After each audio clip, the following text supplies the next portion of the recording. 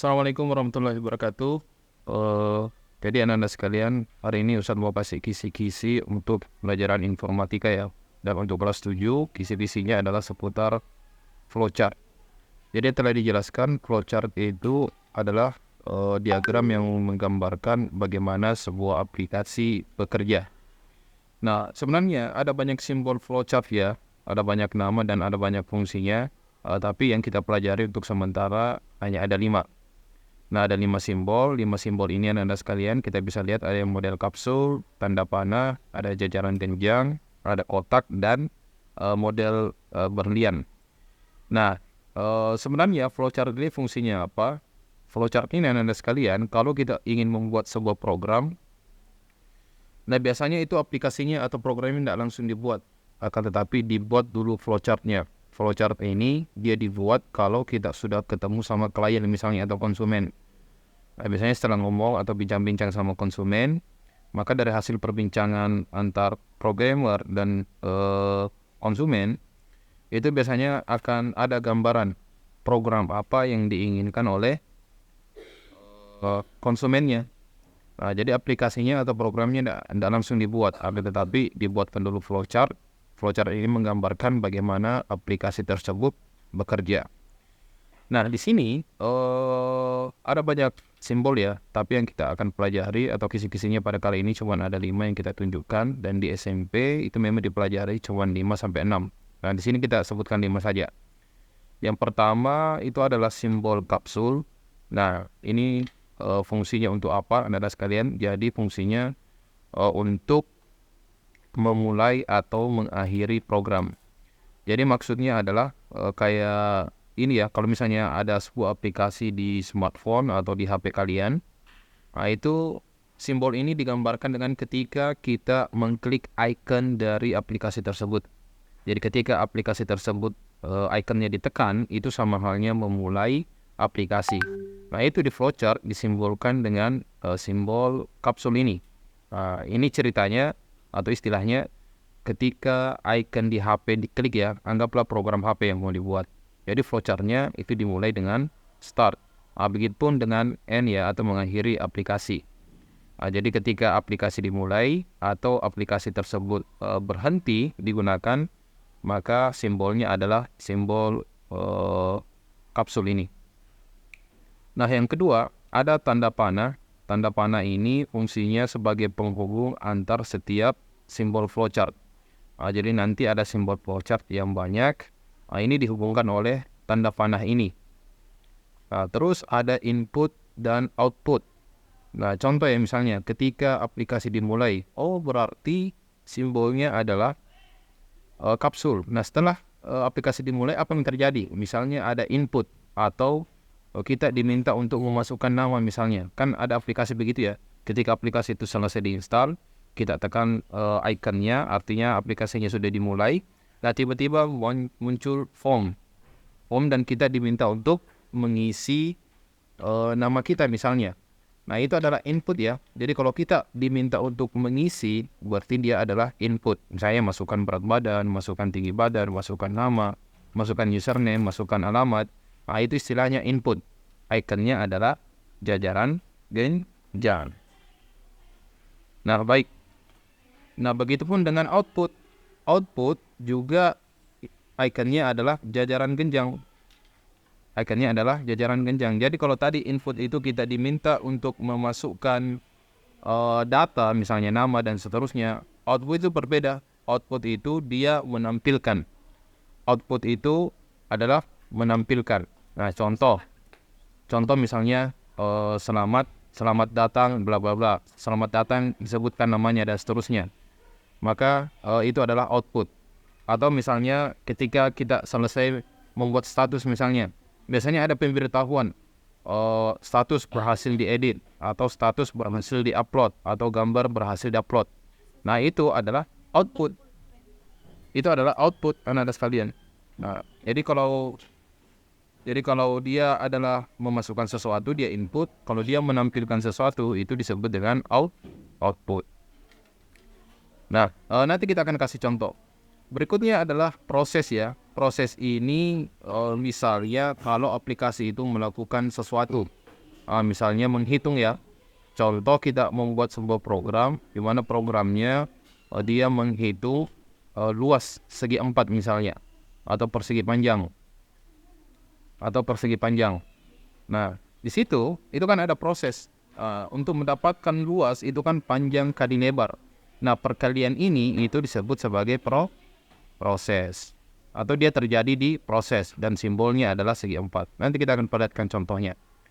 Lalu ada decision, ini disimbolkan dengan berlian atau ketupat ya seperti ini. Nah, ini biasanya dipakai kalau misalnya aplikasinya itu dipakai pada yang bercabang ya. Contoh, jika berat badannya misalnya di atas 80 kg, maka dia tergolong obesitas. Tapi kalau bukan 80 kilo di bawahnya, berarti dia tergolong kurus misalnya. Nanti kita akan perlihatkan contohnya. Nah, baik. Sekarang, ada aplikasi yang bisa dipakai untuk membuat flowchart. Nah, aplikasi tersebut namanya YED. Nah, YED ini dia gratis. Kalau kita mau buat flowchart, itu kita tinggal cari di palette ini, ada flowchart ya. Nah, di sini ada banyak flowchart, tinggal kita pilih yang kita butuhkan. Nah, untuk yang sementara yang kita pakai cuman ada 1, 2, 3, 4, 5. Contoh ya. Contoh misalnya ada sebuah aplikasi atau kita sudah bicara atau sementara berbicara dengan klien kita. Misalnya klien ingin membuat aplikasi untuk menghitung menghitung luas persegi panjang. Nah, jadi misalnya kliennya mengatakan begini, Anda buatkan saya aplikasi yang ketika aplikasi itu dimulai, maka atau saya catat ya, kita catat di sini. Misalnya ya, 1, buatkan aplikasi. Nah, yang aplikasinya seperti apa, Pak? Nah, aplikasinya spesifikasinya begini. Ketika aplikasi dimulai, apa yang terjadi? Ketika aplikasi dimulai, maka dia akan meminta untuk meminta input misalnya luas segitiga misalnya, bukan luas ya, misalnya panjang ya, panjang sebuah segi 4. Ya kan, input ukuran panjang segi 4. Oke, setelah itu apa lagi, Pak? Nah, setelah dimasukkan segi panjangnya, kembali meminta setelah memasukkan atau menginput ya ukuran panjang, maka kita diminta untuk memasukkan ukuran lebar misalnya, lebar dari segi 4. Oke, programmernya mengerti. Oke, ketika aplikasi dimulai, kita diminta memasukkan panjangnya segi 4. Setelah dimasukkan panjangnya, diminta lagi untuk memasukkan lebarnya, ya kan? Nah, setelah itu apa, Pak? Nah, setelah itu, misalnya yang punya langsung mengatakan begini, ada proses. Prosesnya apa, Pak? Saya mau panjang yang tadi diinput itu dikali dengan lebar. Jadi prosesnya adalah panjang dikali lebar. Nah, ketika ini kan panjang kali lebar, itu hasilnya adalah luas. Nah, di sini misalnya aplikasinya menghitung luas persegi panjang misalnya. Nah, ada proses panjang kali lebar. Nah, ini berarti sama dengan luas ya. Jadi ada proses di sini, panjang kali lebar. Nah, setelah selesai melakukan proses, ya kan, program menghasilkan atau menampilkan apa? Yang ditampilkan adalah ini, luas persegi panjang adalah, nah, berapa? Yang dia tampilkan adalah hasil dari proses. Nah, setelah itu apa yang terjadi? Yang kelima, aplikasi berhenti. Cuman itu saja Pak. Ya, ini saja. Berarti programmernya sekarang tinggal membuat flowchart-nya ya. Flowchart-nya supaya kalau dia bekerja tim, itu tinggal dia masukkan ke dalam programmingnya, ya kan? Langsung diterapkan, langsung coding ceritanya. Tapi sebelum coding, dia harus buat flowchart-nya dulu supaya mudah dipahami. Nah baik, sekarang kita akan coba menggunakan aplikasi YED. Aplikasi untuk membuat flowchart. Di Pelet itu saya coba flowchart ya. Baik, saya pilih ini, dan ini kita pilih. Saya perbesar. Nah sekarang, setelah flowchart, saya baca dulu nomor 1. Anggaplah saya sebagai programmernya. Atau saya diminta untuk membuat flowchart-nya. Buatkan flowchart untuk menghitung luas persegi panjang. Setelah bicara dengan klien ada 5 poin. Nah saya akan baca, yang pertama aplikasi dimulai. Aplikasi dimulai itu yang ini ya, start dan end. Jadi memulai itu adalah, simbolnya adalah kapsul. Nah sekarang berarti yang ini adalah kapsul. Kita cari kapsul. Tak. Oke, selesai. Nah setelah itu, setelah aplikasi dimulai, itu meminta input ukuran panjang. Baik, meminta input ya, atau memasukkan. Kita lihat lagi. Mana input? Ini dia, input atau output. Nah, persegi jajaran genjang ternyata. Jadi kita ke jajaran genjang. Kenapa jajaran genjang? Karena dia minta input. Nah, tak. Dan ingat, jangan lupa memberikan tanda panah. Nah, sekarang kita cari tanda panah. Tanda panah itu kalau tidak salah dia ada di ini dia, di edge type. Nah, misalnya saya pilih yang ini ya. Ini saya simpan ke sini. Kita klik di sini. Nah, baik. Nah, di input ini apa yang akan terjadi? Di sini saya tambahkan label. Misalnya add label, masukkan panjang ya. Nah, masukkan panjang. Nah, karena kita diminta masukkan, kliennya mau masukkan ukuran panjang. Baik, selesai. Nah, setelah ini di poin kedua, setelah memasukkan atau menginput ukuran panjang, diminta lagi memasukkan ukuran lebar. Nah, berarti kalau kita diminta memasukkan, berarti dia input lagi dong. Nah, berarti kita ke flowchart lagi, ada input di sini. Nah, baik. Nah, sekarang di sini ada input. Ada input, cuman inputnya permintaannya berbeda. Yang kita diminta adalah ukuran lebar. Nah, di sini saya kasih tanda panah. Tak, kita hubungkan. Setelah panjang, sekarang kita tambahkan label lagi. Masukkan lebar. Oke, selesai. Setelah dimasukkan lebar, kita baca ke poin berikutnya. Ada proses. Nah, ada proses itu panjang kali lebar. Nah, sekarang kita cari proses. Nah, sekarang kita lihat proses. Proses itu ikonnya segi 4. Tadi prosesnya adalah perkalian ya. Nah, sekarang kita lihat lagi. Di sini ada proses. Tadi ikonnya adalah segi 4. Nah, kita cari segi 4. Oke. Nah, ini kita hubungkan. Kita ke tanda panah. Kita tarik ke sini. Tak. Nah, di sini ada proses ya, yaitu panjang kali lebar. Nah, saya panjangkan panjang kali panjang kali lebar. Nah, panjang kali lebar ini maksudnya data yang kita masukkan di panjang dan data yang kita masukkan di lebar itu diproses di sini. Nah, setelah itu apa yang terjadi setelah diproses? Program menampilkan. Nah, menampilkan berarti dia output ya. Luas persegi adalah berapa hasil dari proses ini. Nah, sekarang kita lihat lagi. Menampilkan itu output. Kembali jajaran genjang. Nah, berarti kita ke jajaran genjang sekarang. Ke jajaran genjang lagi karena dia output. Nah, ini dia. Selesai. Kita hubungkan sekarang. Baik. Nah, di sini saya tambahkan label. Labelnya atau labelnya adalah misalnya luasnya adalah berapa. Nah, ini mengambil data dari hasil proses ini. Nah, setelah itu apa yang terjadi? Aplikasi berhenti. Aplikasi berhenti kita lihat apa ikonnya. Ikonnya adalah simbol ya, start end. Nah, jadi selain untuk mulai, kapsul juga ini fungsinya untuk mengakhiri aplikasi. Baik, selesai ya. Sekarang kita hubungkan. Tanda panah ini memberikan keterangan setelah luas, menampilkan luas yang terjadi adalah aplikasi tertutup. Nah sekarang, bagaimana mengimplementasikan yang ini ke dalam program? Misalnya kita menggunakan aplikasi yang namanya Scratch.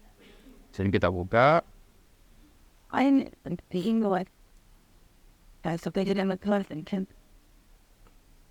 Kita tunggu. Nah, ini sudah terbuka ya. Nah, sekarang ini kita lihat, saya perkecil supaya kita bisa lihat. Ini saya perkecil supaya misalnya kita bisa jadikan patokan ya.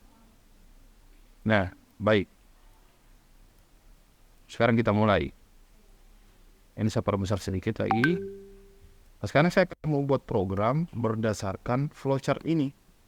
Nah, dimulai dari ini ya. Yang di atas, ini maksudnya adalah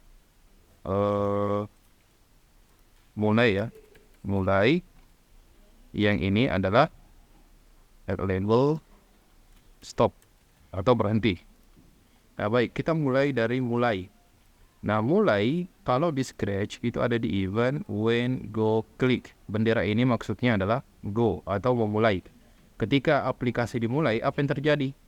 Nah, kita diminta memasukkan panjang ya, atau ada input. Nah, input itu didapatkan dari mana? Ini bisa didapatkan dari sini. Nah, si kucing ini akan bertanya. Apa yang dia tanyakan atau memerintahkan kita memasukkan panjang ya. Misalnya, silahkan masukkan ukuran panjang. Tanda seru, karena ini adalah perintah. Oke, sekarang kita lihat. Kita uji ya. Kita mulai aplikasinya.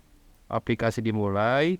Kita disuruh meminta memasukkan ukuran panjang. Nah, yang ini adalah ukuran panjang tempat kita masukkan. Nah, sudah ya. Misalnya ukuran panjangnya adalah 23. Kita oke. Oke, setidaknya dia sudah berhasil bertanya. Tapi, ukuran panjang yang kita masukkan tadi misalnya 40, dia kemana? Hilang ya, entah kemana. Nah, tugas kita sekarang adalah memasukkan 40 ini ke tempat penyimpanan agar nantinya bisa diproses oleh segi 4 ini. Nah, bagaimana caranya membuat penyimpanan? Itu kita buat variabel. Misalnya saya buat variabel karena tadi yang diminta adalah panjang. Oke, saya buat tempat penyimpanan untuk ukuran panjang. Ini sudah ada ya. Oke, sekarang ini ada ukuran panjang misalnya 20. Seharusnya 20 ini tersimpan di sini. Kita oke. Belum tersimpan ya. Bagaimana caranya agar dia bisa tersimpan di dalam variabel panjang ini? Nah, caranya kita ke variabel set my variable ini kita ganti dengan panjang. Nah, ini fungsinya apa? Simpan ukuran panjang yang tadi kita ketik di sini itu ke dalam sini, ke dalam variabel panjang. Nah, cuman di sini bukan 0. Di sini yang kita pakai adalah answer. Nah, coba perhatikan. Answer ini anak-anak sekalian adalah kolom yang ini. Ini adalah jawaban ya. Ini apa yang kita ketik di sini, kita mau simpan dia di variabel panjang. Nah, itu maksudnya kode yang ini. Kita set jawaban kita itu disimpan ke dalam variabel panjang. Kita tes berfungsi atau tidak. Misalnya 33. Kita oke. Berhasil ya tersimpan. Nah, selesai ukuran panjang, ini sudah selesai. Sekarang kita ke flowchart berikutnya, lebar. Nah, berarti input lagi dong. Iya, input. Kita masukkan ini. Setelah panjang sekarang, misalnya kita suruh masukkan ukuran lebar. Masukkan ukuran lebar. Kita coba. Misalnya ukuran panjang, misalnya 32. Oke, berhasil masuk 32. Sekarang lebar. Lebarnya misalnya 56. Lebarnya itu tidak tersimpan. Kenapa? Karena kita belum buat penyimpanannya. Berarti kita buat variabel lagi. Make variabel, misalnya nama penyimpanannya adalah, atau variabelnya adalah lebar. Kita oke. Setelah di oke, kita set sekarang. Ini ya, lebar sudah benar. Kita set ini variabel lebar, isinya diambil dari answer. Nah, sekarang kita coba. Misalnya masukkan panjangnya 11. Oke, lebarnya 22, panjang sudah terisi ya. Sekarang lebarnya seharusnya isinya adalah 22. Baik, sudah selesai. Panjang sudah, lebar sudah, sekarang kita mau ada proses. Nah, prosesnya apa? Panjang ini dikalikan dengan lebar. Jadi kita mau data panjang yang kita masukkan di sini atau yang tersimpan di variabel ini itu dikalikan. Nah, caranya bagaimana? Nah, itu ada di operator ya. Ada simbol perkalian yang ini. Nah, sekarang tugas kita adalah mengambil di variabel, karena rumus luas adalah panjang dikali lebar, maka ini kita simpan di sini. Nah, setelah diproses ada output, luasnya adalah bla bla bla, hasilnya. Nah, itu kita bisa pakai looks menampilkan, misalnya saya pakai ini, tampilkan hasil dari panjang kali lebar. Oke, seperti ini ya. Misalnya supaya lebih ini lagi, saya tambahkan lagi ini. Misalnya luasnya adalah, ini tampilkan 2 detik, dan yang ini saya tampilkan lebih lama, misalnya 5 detik. Oke, sekarang sudah ya. Kita coba 1, 2, misalnya ini 34. Nah, luasnya adalah berapa? Oke, hasil perkalian yang tadi 12 kali 34 adalah 408. Baik, silakan dikerjakan dulu ini, diulangi di Scratch atau bisa mendownload juga aplikasi yang namanya YED. Setelah itu kita akan beralih ke contoh berikutnya. Sampai jumpa di video kedua. Assalamualaikum warahmatullahi wabarakatuh.